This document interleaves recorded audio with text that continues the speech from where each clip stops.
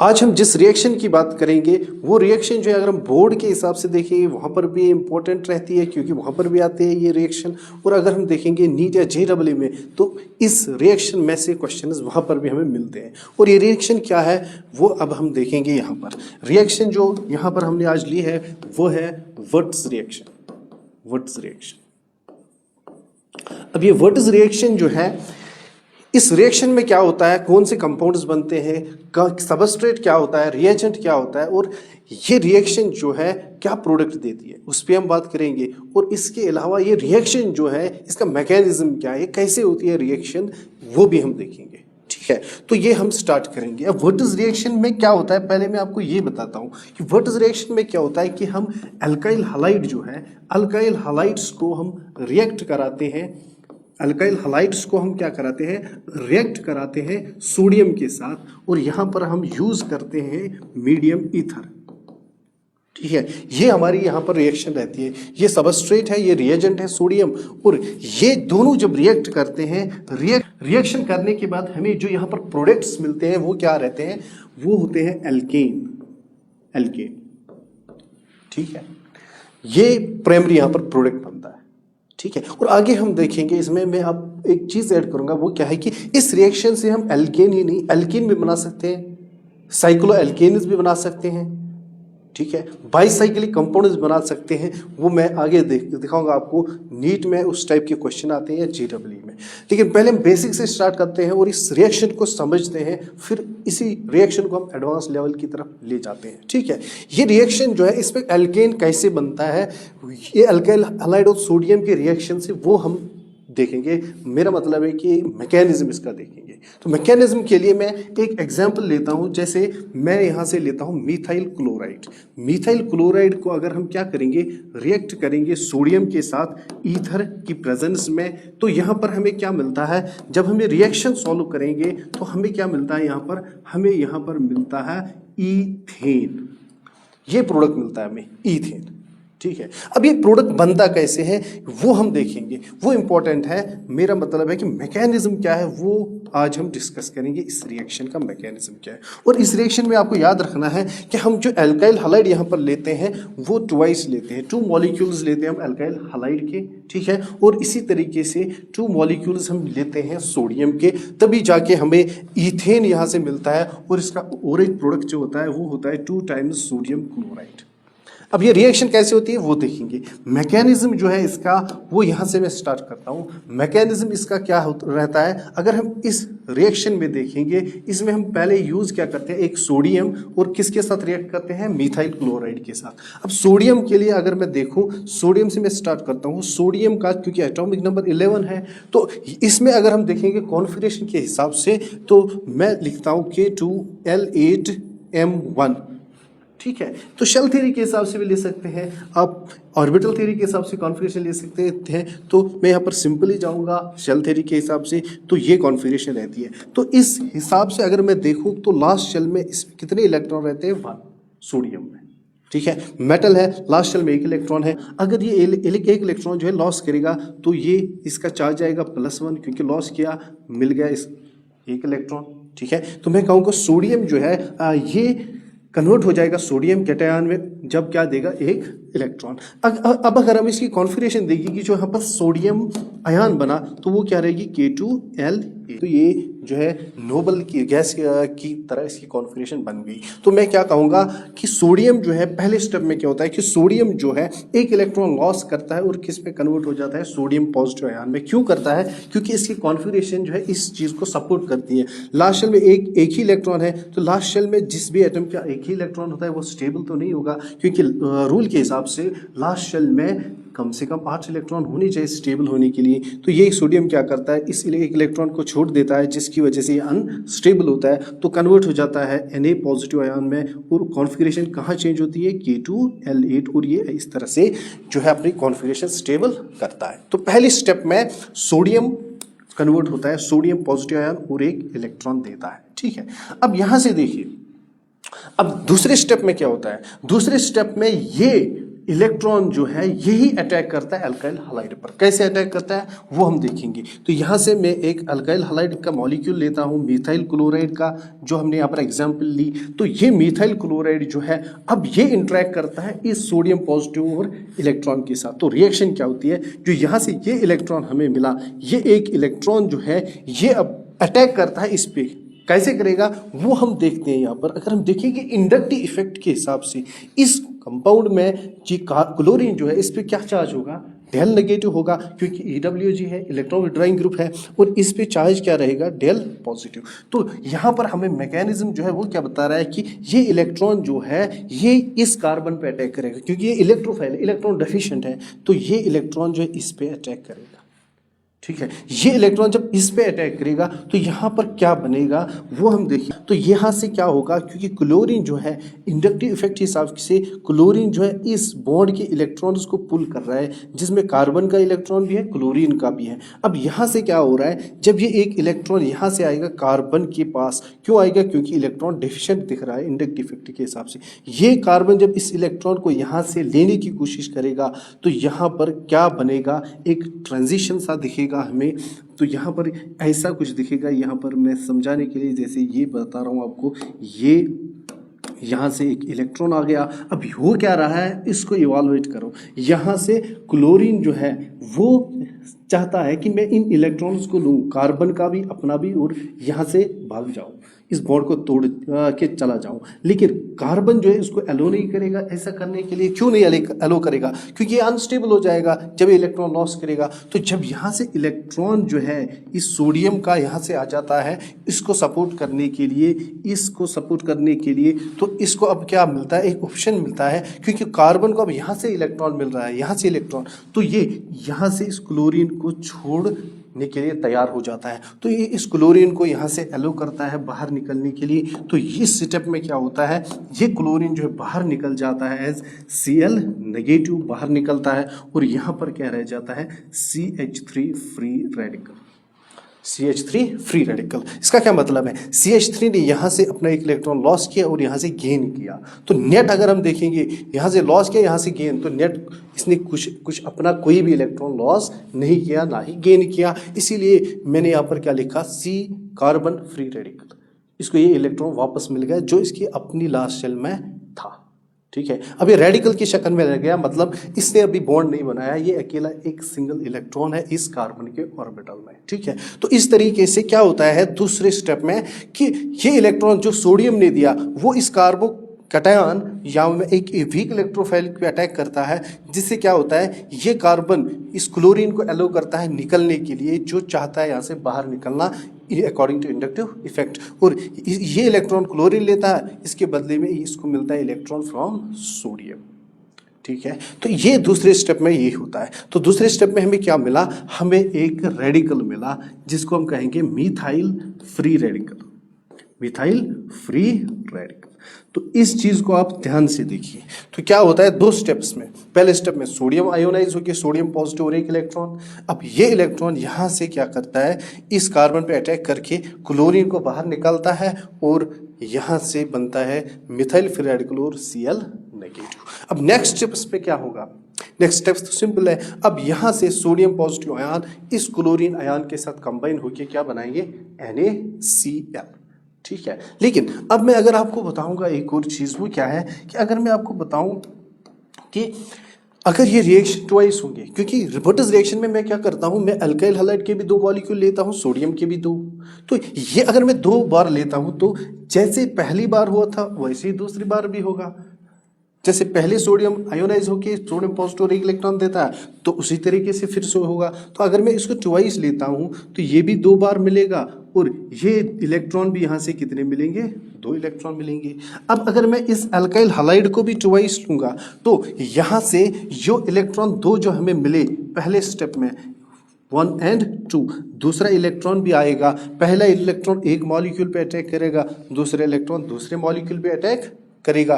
तो इस तरीके से एट अ टाइम जो है 2 मॉलिक्यूल्स पे इलेक्ट्रॉन्स का अटैक हो जाएगा, और जब ये अटैक होगा तो एट अ टाइम जो है 2 मॉलिक्यूल्स क्लोरीन रिलीज करके ट्वाइस CH3 फ्री रेडिकल बनाएंगे और ट्वाइस Cl नेगेटिव बनाएंगे। ठीक है, अब नेट हमें क्या मिला वो हम देखेंगे। तो नेट हमें इस रिएक्शन में क्या मिला, एक तो 2 sodium positive ions, 2 chlorine negative ions और 2 मिथाइल फ्री रेडिकल्स हमें मिले। तो इसको हम नेक्स्ट स्क्रीन पे कॉपी करने में क्या क्या मिला। ठीक है, अब क्या क्या मिला हमें वो हम यहाँ पर रिकॉर्ड करेंगे। एक तो हमें मिले सोडियम पॉजिटिव आयन, वो कितने मिले, 2 सोडियम पॉजिटिव आयन मिले। और कितने मिले, 2 क्लोरीन आयन मिले। और हमें क्या मिला, 2 मिथाइल फ्री रेडिकल मिले, 2 मिथाइल फ्री रेडिकल मिले। अब यहां से फाइनल स्टेप हो जाता है क्या, कि सोडियम और क्लोरीन आयन मिलके NaCl बनाते हैं। क्योंकि ये भी ट्वाइस है, ये भी ट्वाइस है, तो 2 टाइम्स NaCl प्रोड्यूस होता है। और यहां से जो 2 मिथाइल रेडिकल हैं वो आपस में मिलके सिंगल बॉन्ड बनाते हैं। यहाँ पर एक मिथाइल रेडिकल और दूसरा मिथाइल रेडिकल मिलके एक सिंगल बॉन्ड यहाँ पर बनाते हैं और ये हमें मिलता है यहाँ से ईथेन। तो इस तरीके से ईथेन प्रोड्यूस होता है। तो अगर हम इस रिएक्शन में देखेंगे ये रिएक्शन जो है कैसे प्रोसीड हुई, क्योंकि इस रिएक्शन में जो हमें इंटरमीडिएट मिले वो मिले प्री रेडिकल्स। तो मैं कहूँगा कि ये रिएक्शन जो है फ्री रेडिकल मैकेनिज्म से प्रोसीड होती है। ठीक है, तो फ्री रेडिकल मैकेनिज्म से प्रोसीड होती है क्योंकि फ्री रेडिकल्स प्रोड्यूस हो जाते हैं इस रिएक्शन में। ठीक है, तो इस तरीके से सिंपल फॉर्म में ये विटिज रिएक्शन हमने देखी। ठीक है, अब इसी में हमें क्या मिलता है, फिर इसी में कुछ और पॉइंट्स मिलते हैं। क्या मिलते हैं वो देखते हैं कि जहाँ पर बोर्ड्स कभी कभी क्वेश्चन पूछते हैं वो क्या बोल देंगे आपको कि विटिज रिएक्शन में ऑड एल्केन्स बनते हैं या इवन एल्केन्स बनते, तो एल्केन्स ही हैं। तो अगर हमने देखा तो अगर हमने क्या लिया था, अल्काइल हैलाइड लिया था जिसमें एक ही कार्बन था, लेकिन जो यहाँ पर प्रोडक्ट बना उसमें कितने कार्बन है, 2। तो इस रिएक्शन में नंबर ऑफ कार्बन जो पेरेंट अल्काइल में होते हैं उसका डबल हो जाता है जब एल्केन बन जाता है, तो 2 टाइम्स होता है। और जब भी किसी चीज को मल्टीपल हो जाता है 2 से तो वो हमेशा इवन ही बनता है। इसलिए इसमें याद रखना आपको कि इस रिएक्शन से प्योर फॉर्म में खाली इवन एल्केन्स आपको मिलेंगे, प्योर फॉर्म में खाली इवन एल्केन्स मिलेंगे। ठीक है, इसमें ऑड एल्केन्स भी हम बना सकते हैं, वो मैं आपको दिखाऊंगा नेक्स्ट स्टेप में। ऑड एल्केन्स भी इस रिएक्शन में हम प्रोड्यूस कर सकते हैं, इवन एल्केन्स भी प्रोड्यूस कर सकते हैं, इवन साइक्लो एल्केन्स भी मैं बना सकता हूँ, बाईसाइक्लिक कंपाउंड्स भी बना सकता हूँ। वो नेक्स्ट स्टेप में जो आपको नीट या JEE के लिए ज़रूरत पड़ेंगे। तो ये बेसिक सी हमें रिएक्शन थी। अब इसमें और एक एग्जांपल हम ज़रा चेक करेंगे। ठीक है, एक एग्जांपल हम देखेंगे और एक एग्जांपल हम चेक करेंगे ताकि ये कंसेप्ट जो है हमारा क्लियर हो जाए। ठीक है, तो एक और रिएक्शन में यहाँ से लेता हूँ। फॉर एग्जाम्पल मुझे दिया गया हो कि मेरे पास इथाइल क्लोराइड या इथाइल ब्रोमाइड है। तो इथाइल ब्रोमाइड जो है अगर इस पे हम विटिज रिएक्शन करेंगे तो क्या प्रोडक्ट्स मिलेंगे। तो यहाँ से मैं सेम ऐसे ही करूँगा, सोडियम के साथ ट्रीट करूँगा और ईथर की प्रेजेंस में। ठीक है, अब यहाँ देखेंगे तो क्योंकि विटिज रिएक्शन है तो जब भी हम मोनोहालाइड्स के साथ मोनो अल्काइल हैलाइड्स के साथ विटिज रिएक्शन करेंगे तो हमें हमेशा जो है उस टाइम ट्वाइस अल्काइल हैलाइड जो है ट्वाइस लेना पड़ेगा और सोडियम भी ट्वाइस लेना पड़ेगा। ठीक है, तो इसको मैं ट्वाइस लेता हूँ, इसको ट्वाइस लेता हूँ। अब यहाँ से मैं मैकेनिज्म ड्रा करता हूँ कि कैसे रिएक्शन होगी। फिर से मैं बताऊंगा, सोडियम जो है यहाँ पर सोडियम एक जो है ये कन्वर्ट हो जाएगा सोडियम +1 में और देगा 1 इलेक्ट्रॉन। क्योंकि मेटल है, मेटल इलेक्ट्रोपॉजिटिव नेचर होते हैं, ये इलेक्ट्रॉन लॉस कर सकते हैं। क्योंकि इसकी लास्ट शेल में एक ही इलेक्ट्रॉन है तो ये इसको लॉस करेगा, 1 इलेक्ट्रॉन लॉस होगा तो सोडियम कन्वर्ट हो जाएगा सोडियम पॉजिटिव आयन में। अब अगर मैंने ट्वाइस यहाँ पर सोडियम लिया तो यहाँ से क्या मिलेंगे, ट्वाइस, ये भी ट्वाइस और यहाँ से भी कितने इलेक्ट्रॉन, 2 इलेक्ट्रॉन मिलेंगे। अब नेक्स्ट स्टेप हम देखेंगे कि जो यहाँ पर हमने लिया वो क्या था, इथाइल क्लोराइड। इथाइल क्लोराइड को अगर हम देखेंगे तो according to inductive effect ethyl chloride जो है इसमें जो चार्ज रहेगा वो क्या होगा, क्योंकि EW जो इलेक्ट्रॉन विड्रॉइंग ग्रुप है तो इस पे चार्ज डेल नेगेटिव रहेगा और इस पे चार्ज डेल पॉजिटिव। तो जब इस तरीके से चार्ज पार्शियल चार्ज इस पे आ जाएगा तो यहाँ से अब क्या होगा, क्योंकि ये भी मैंने कितने मॉलिक्यूल्स लिए, 2 मॉलिक्यूल्स लिए, तो यहाँ पर मैं और एक ड्रॉ करता हूँ। ये 2 बार हमने लिया था इस रिएक्शन में, सोडियम भी 2 बार। तो यहाँ पर क्या होगा, अब यहाँ से 1 इलेक्ट्रॉन जो एक सोडियम से मिला वो इस कार्बन पे अटैक करेंगे और यहाँ से दूसरा इलेक्ट्रॉन जो दूसरे सोडियम से मिला वो भी कार्बन पे अटैक करेंगे। ठीक है, अब नेक्स्ट यहां पर क्या होगा, क्योंकि अकॉर्डिंग टू इंडक्टिव इफेक्ट ये क्लोरीन चाहता है कि मैं इस बॉन्ड को तोड़ के इन दोनों इलेक्ट्रॉन्स को ले जाऊं, लेकिन कार्बन एलो नहीं करेगा क्योंकि ये कार्बन का इलेक्ट्रॉन है, इसका इलेक्ट्रॉन लॉस होगा तो प्रॉब्लम हो जाएगी कार्बन को। तो जब यहां से अब इलेक्ट्रॉन इस पे अटैक करता है कार्बन पे, तो अब कार्बन को क्या लगता है कि मुझे अब इलेक्ट्रॉन मिल गया, मुझे दूसरा इलेक्ट्रॉन यहाँ से मिल रहा है, तो ये इसकी वजह से इस क्लोरीन को यहाँ पर एलो करता है कि आप निकल सकते हो। क्यों? क्योंकि कार्बन लॉस नहीं करना चाहता। यहाँ से जब इलेक्ट्रॉन मिला तो ये अब सोचता है कि यहाँ से अब अगर क्लोरीन जाएगा भी तो मेरा कुछ नहीं बिगड़ेगा। ठीक है, तो इस तरीके से यहाँ से ये कन्वर्ट हो जाएगा CH3CH2 तो फ्री रेडिकल प्लस Cl बाहर निकलेगा Cl नेगेटिव।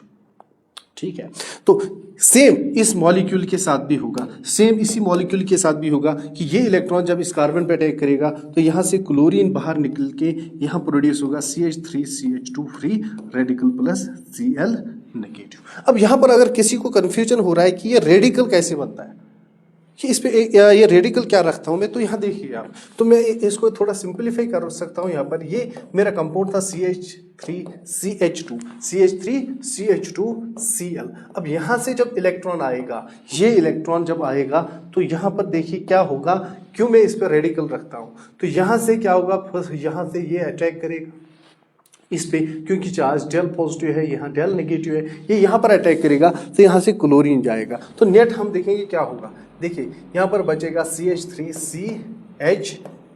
जब क्लोरीन इलेक्ट्रॉन लेगा तो अपना भी लेगा, कार्बन का भी, तो गया, तो कार्बन का एक इलेक्ट्रॉन लॉस हो गया। अब यहाँ से जब कार्बन ये इलेक्ट्रॉन लेता है सोडियम का, तो नेट क्या, जो लॉस हो गया वो फिर से वापस अब मिल गया। फर्क इतना है कि इसने अपना लॉस किया, सोडियम का ले लिया। ठीक है, तो यहाँ से इलेक्ट्रॉन गया, यहाँ से आ गया, तो यही में इलेक्ट्रॉन जो आ गया वहाँ से सोडियम का, वो मैं यहाँ पर रखता हूँ।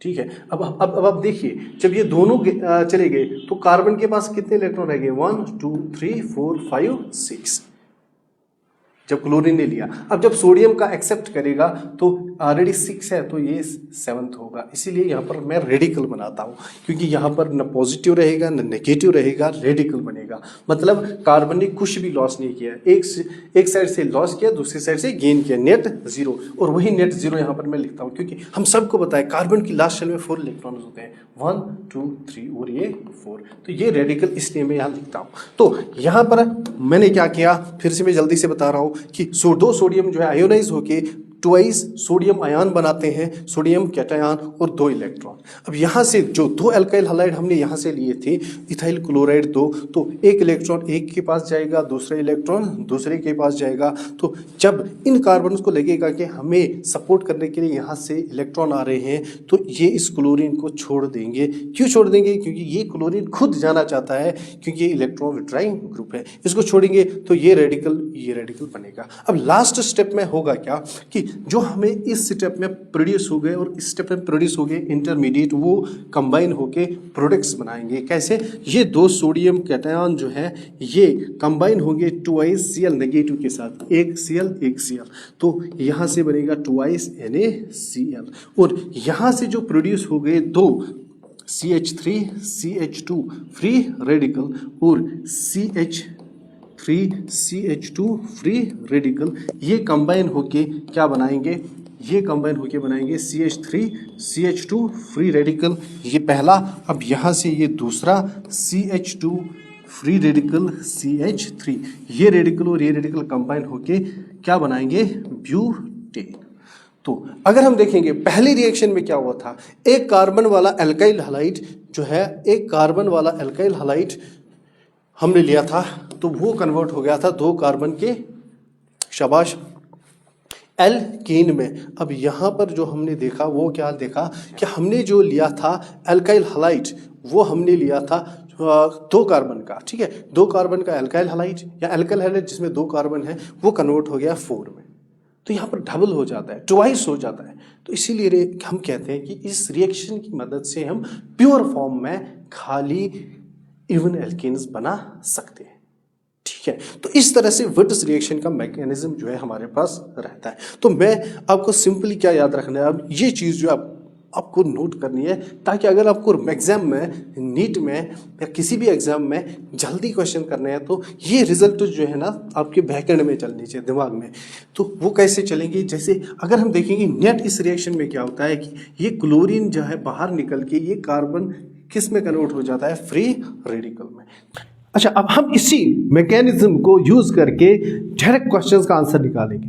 अब हमने देखा कि होता क्या है, अब उसको डायरेक्ट अप्लाई करके एक क्वेश्चन देखते हैं और इसी तरीके से एग्जाम में टाइम बचाने के लिए किया जाता है। जैसे मैं एक एग्जांपल लेता हूं, जैसे मेरे पास ये एक अल्काइल हैलाइड है, ठीक है। इस अल्काइल हैलाइड को मैं किसके साथ ट्रीट करूंगा, सोडियम के साथ, क्योंकि वर्टिस रिएक्शन हो रही है, ठीक। क्योंकि यहां पर जो मैंने अल्काइल हैलाइड लिया वो मैंने मोनोहलाइड लिया तो ट्वाइस लेना पड़ेगा। चलिए हमें पहले एक मॉलिक्यूल का देखेंगे। जब सोडियम इलेक्ट्रॉन देगा तो वो कार्बन पे अटैक करेगा, किस कार्बन पे, जिस पे क्लोरीन है कि नहीं। अब होता क्या है कि सोडियम की वजह से ये क्लोरीन जो है बाहर निकलता है और ये कार्बन जिसके साथ ये क्लोरीन अटैच होता है ये किस में कन्वर्ट हो जाता है, वर्टिस रिएक्शन में, फ्री रेडिकल में। तो जिसके साथ ये हेलोजन क्लोरीन अटैच होगा जिस कार्बन के साथ, इन वर्टिस रिएक्शन मैकेनिज्म के थ्रू हमने समझा कि वो किस में कन्वर्ट होता है, कार्बोकैटायन में। तो जब इस मॉलिक्यूल में क्लोरीन बाहर निकलेगा तो ये क्या बनेगा, CH3 फ्री रेडिकल। तो ये रेडिकल में कन्वर्ट हो जाएगा जब क्लोरीन बाहर निकलेगा। और क्या निकलेगा बाहर, और निकलेगा Cl नेगेटिव, करेक्ट। और अगर मैं अब क्या करूंगा, इसको ट्वाइस लूंगा, इसको भी ट्वाइस लूंगा, क्यों, क्योंकि वर्टिस रिएक्शन है, मोनोहलाइड है तो ट्वाइस लेना पड़ेगा। जब ये मैं ट्वाइस लूंगा ये भी ट्वाइस, तो यहाँ पर इसी जैसा और एक रेडिकल जो है वो फॉर्म होगा। तो मैं इसको यहाँ पर लिखता हूँ, इसी जैसा दूसरा रेडिकल ऐसे प्रोड्यूस होगा। अब जब दो रेडिकल्स प्रोड्यूस होंगे तो ये और ये रेडिकल मिलके कंपाउंड बनाएंगे, ये एल्कीन बनाएंगे, ठीक है, ये एल्केन बनाएंगे, ठीक है। प्लस बाय प्रोडक्ट क्या होगा, दो क्लोरीन नेगेटिव यहाँ से निकलेंगे, दो सोडियम पॉजिटिव यहाँ से आएंगे और ये मिलकर ट्वाइस NaCl प्रोड्यूस करेंगे। तो इस तरह से हम डायरेक्ट रिएक्शंस कर सकते हैं with the help of Wurtz reaction. अब यहाँ पर और एक चीज आप समझिए, वो क्या है, वो चीज क्या है कि हमने पढ़ा है, बुक्स में पढ़ा है, देखा है, NCERT पे है या बहुत सारी बुक्स पे क्या लिखा होता है कि वर्टिस रिएक्शन की मदद से हम खाली इवन एल्केन्स बना सकते हैं। खाली क्या बना सकते हैं, इवन एल्केन्स। लेकिन नहीं, ये स्टेटमेंट जो पूरा नहीं है। हम वर्टिस रिएक्शन की मदद से ऑड एल्केन्स भी बना सकते हैं, हम वर्टिस रिएक्शन की मदद से इवन एल्केन्स भी बना सकते हैं, हम वर्टिस रिएक्शन की मदद से एल्केन्स भी बना सकते हैं, एल्कीन्स डबल वाले कंपाउंड, ठीक है। हम वर्टिस रिएक्शन की मदद से साइक्लिक कंपाउंड्स भी बना सकते हैं और बाई साइक्लिक कंपाउंड्स भी बना सकते हैं। कैसे, मैं आपको दिखाऊंगा, ठीक है।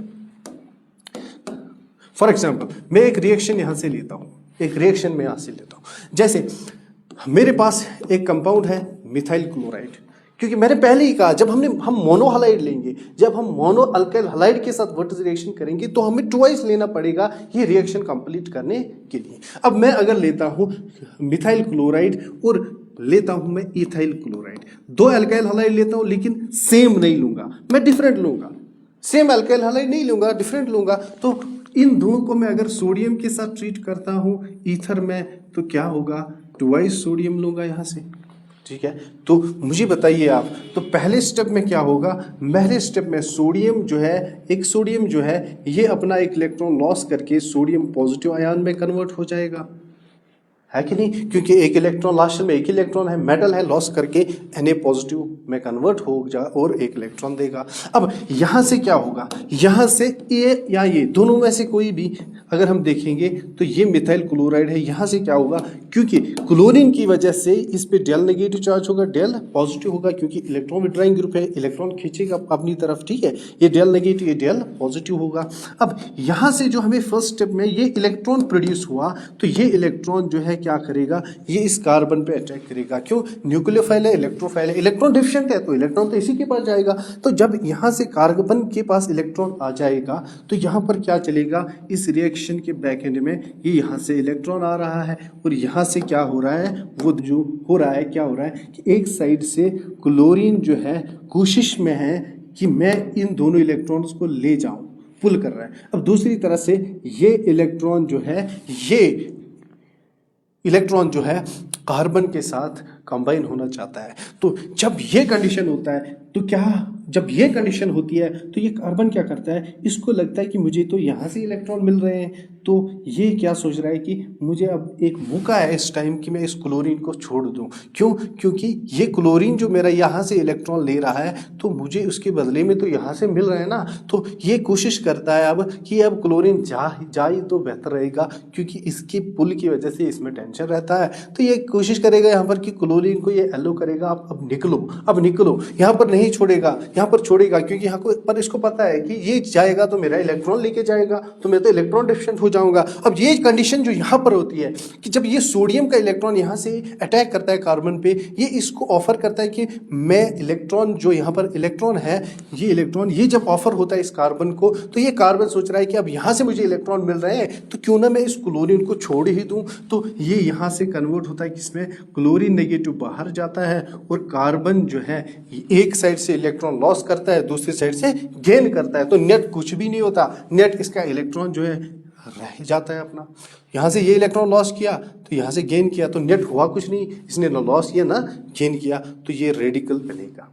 ठीक है, तो इस तरीके से रेडिकल में कन्वर्ट हो जाएगा। रेडिकल का मतलब क्या कि कार्बन के पास जो है अपने 4 इलेक्ट्रॉन रहेंगे, इन बॉन्ड्स में 3 बॉन्ड्स में 3 और ये के 4th।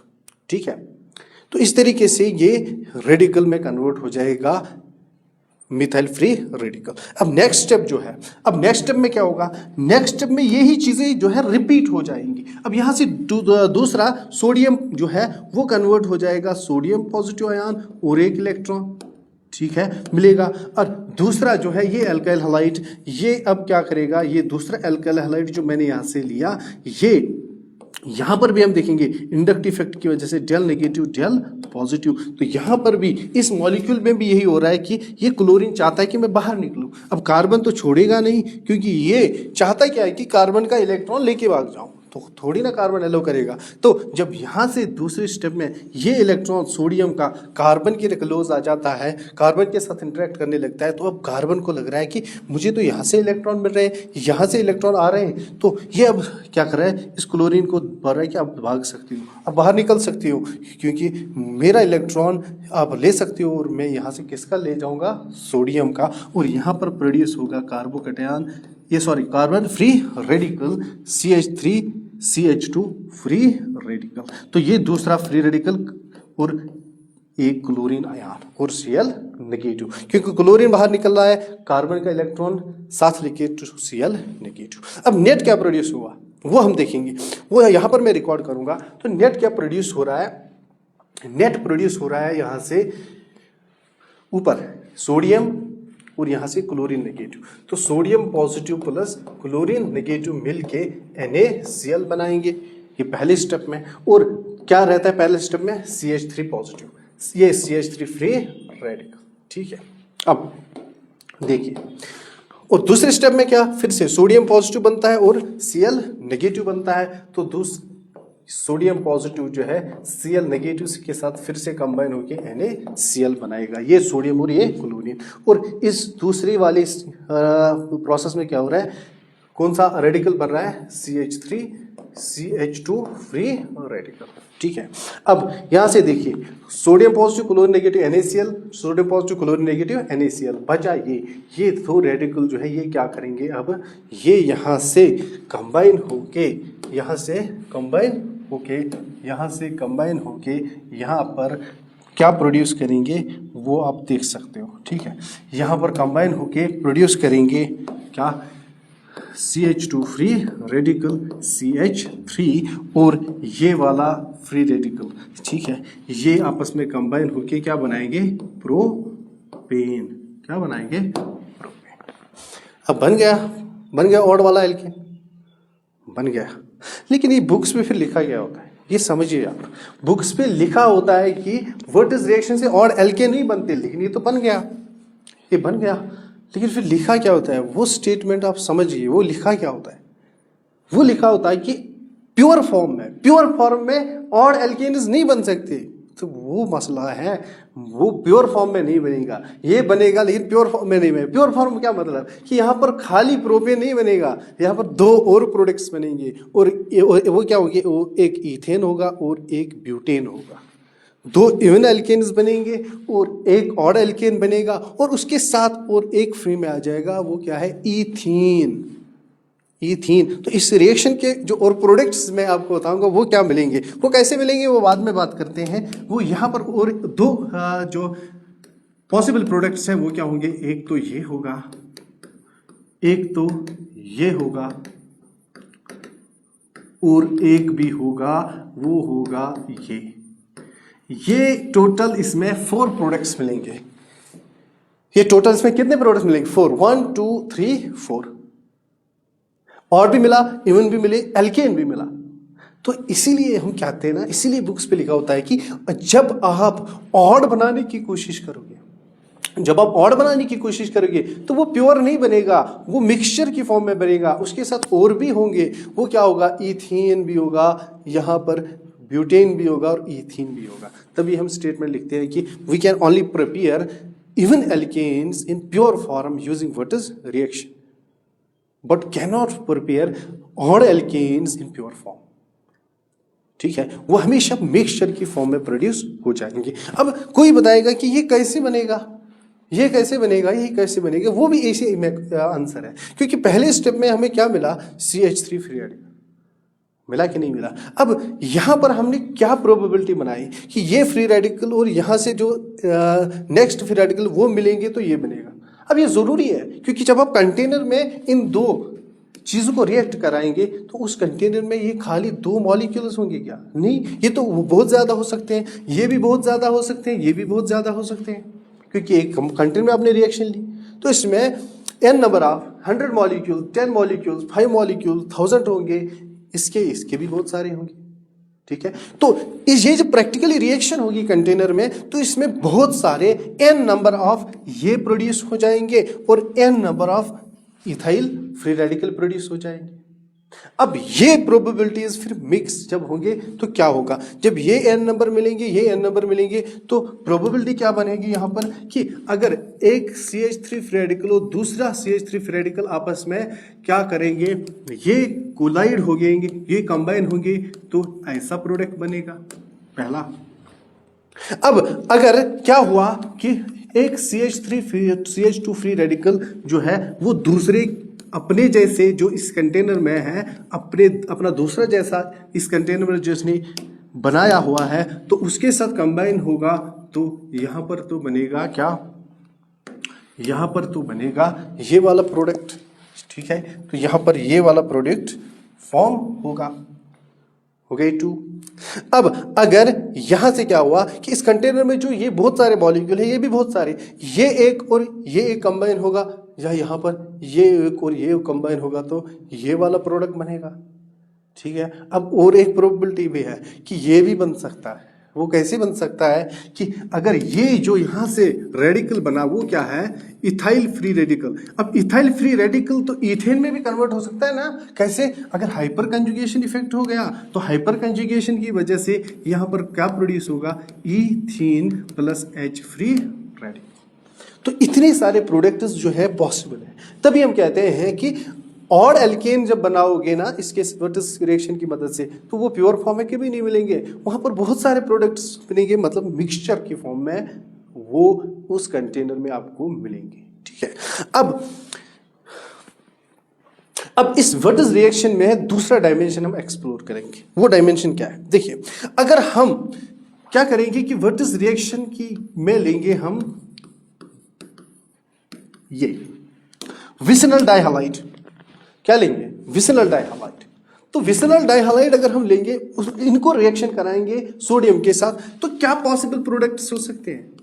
देखिए, ये रिएक्शन जो है अभी तक हमने खाली अप्लाई की मोनोहालाइड पे, मैं डाइहालाइड पे इसको ट्राई करना चाहता हूं, तो क्या मिलेगा यहां से, तो मैं शॉर्ट में कर सकता हूं ना कि जब ये रिएक्शन होती है तो क्या होता है, क्लोरीन बाहर निकलता है, क्लोरीन बाहर निकलता है, यहां पर फ्री रेडिकल, यहां पर फ्री रेडिकल बनता है, तो इसका जो इंटरमीडिएट होगा वो ऐसा होगा, प्लस Na और Cl जो है कंबाइन होके ट्वाइस NaCl बनाएंगे, ये बाई प्रोडक्ट।